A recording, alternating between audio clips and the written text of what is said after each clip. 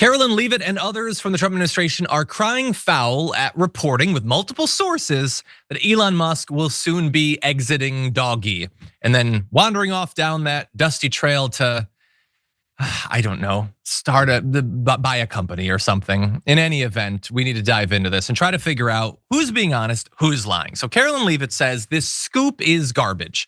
Elon Musk and President Trump have both publicly stated that Elon will depart from public service as a special government employee when his incredible work at Doggy is complete.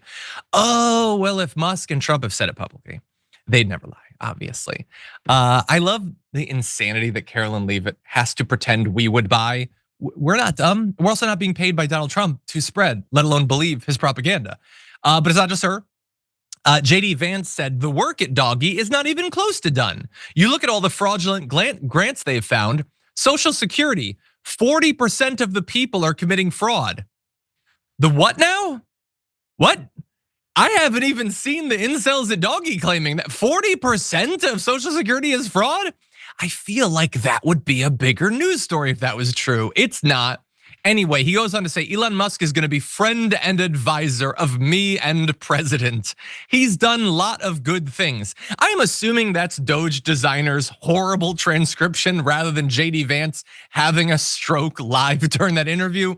But either way, whatever the words really were, oh yeah, JD Vance is super happy about Elon Musk being the vice president effectively. He's loving every bit of it. He was barely even able to get that interview. They're interviewing him on Fox and Friends in an even prime time. But regardless, you also have Elon Musk himself weighing in. He retweeted Karoline Leavitt and said, yeah, fake news. Dude, can you be interesting once? Like briefly, charisma or humor, literally, interesting, yeah, fake news. It's not. By the way, the fact that all of them are coming out to address this tells me that it's true. But anyway, let's dive back to the original reporting because they're all going to deny it up until it actually happens. Because if they deny it up until it happens and then it happens, what are the right wing going to be like, hey, you lied to me? They're incapable of noticing that, so there's no incentive not to lie. But here is what Politico initially reported. President Donald Trump has told his inner circle, including members of his cabinet, that Elon Musk will be stepping back in the coming weeks. The president remains pleased with Musk and Doggy, but both men have decided in recent days that it will soon be time for Musk to return to his businesses and take on a supporting role, according to 3 Trump insiders who are granted anonymity to describe this. So again, 3 sources is a lot. Clearly, these conversations are happening. Now, when would this actually happen? Well, his appointment to be a special government employee isn't supposed to exceed 130 days. That would mean around the end of May. So it could be then.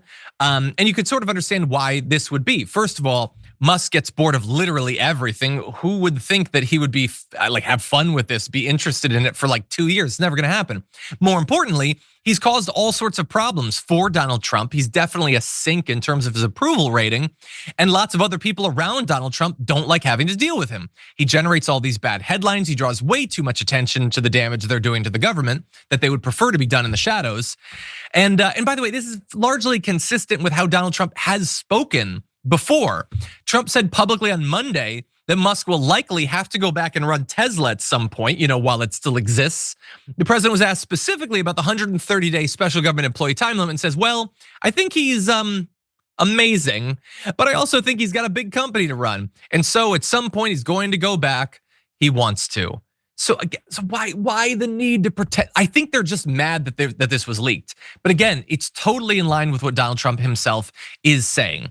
Now, we also know that Musk got involved in that Wisconsin election and it did not go well at all. Donald Trump does not like losers, and Musk has proven that he can't necessarily deliver either with his endorsement or with tens of millions of dollars. So that's probably not helping him. But I would say it is still possible he'll continue on. The reason I say that is it seems lately that anything bad that can happen will happen, so don't rule it out. But also, one senior administration official told Politico that Musk is likely to retain an informal role as an advisor and continue to be an occasional face around the White House grounds. Another said that anyone who thinks that Musk is going to disappear entirely from Trump's orbit is fooling themselves. And I think that sucks, but it's realistic, especially because there is just like Elon Musk being involved every day, sleeping in the doggy building or whatever. Why would he do that? He's gonna get bored. He needs to go do whatever it is that he does. I don't want to get into it because I don't want to get in legal trouble. But that doesn't mean that he's not going to still try to advance his own interests. Again, he wants those government contracts. He wants to help his company. He wants to hurt his competitors. But he can do that without being there every single day. And honestly, Doggy will, again, it'll have a clearer path to doing the massive, drastic, damaging cuts that they want to if Elon Musk isn't drawing a bunch of attention to it.